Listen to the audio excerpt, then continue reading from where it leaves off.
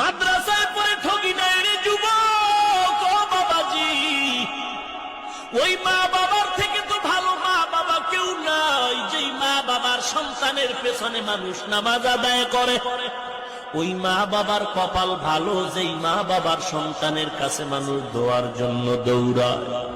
ওই মা বাবার কপাল কত ভালো, যেই মা বাবার সন্তান জমানার বড় আলেম হাফেজ।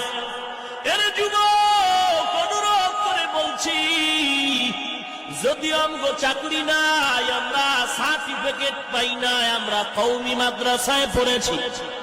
অনেকেই তো বলে কওমি মাদ্রাসায় পড়ে কি লাভ, চাকরি পাওয়া যায় না, চাকরি নাই।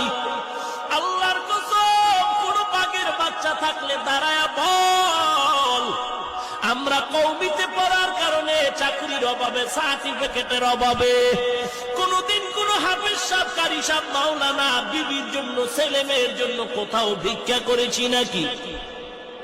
না না, বরং যদিও ইমামতি করি ৬,০০০ বেতন ৬ মাস বাকি, যদি আমরা মুয়াজ্জিনি করি ৩,০০০ বেতন ৯ মাস বাকি, তারপরও আমাদের কোনো টেনশন নাই। কারণ ৫,০০০ টাকাও যদি পাই, হালাল পাই ৫০,০০০ টাকার থেকেও বেশি বরকত। ও নবীর উম্মতের দল, বর্তমান সরকার বাহাদুর চায় আমাদের মাদ্রাসা, কওমি মাদ্রাসার সার্টিফিকেটকে সরকারিভাবে মান দিবে, সনদ দিবে, স্বীকৃতি দিবে। আমরা আমাদের ওলামায়ে কেরাম মুরব্বীরা বলেছেন, আমরা দেওবন্দ মাদ্রাসা ভারত সরকার যেমন দিয়েছে এমন চাই, বেশি লাগবে না। বলে কেমন? এম এর ছেলেটা সার্টিফিকেট নিয়ে যখন সরকারি টেবিলে দাঁড়াবে, ও যেমন সম্মান পাবে, চেয়ার পাবে, আমার ছেলেটাকে আমি সার্টিফিকেট দিব। আমার মাদ্রাসার ছেলেটারে ওই সার্টিফিকেটের উপরে সরকারি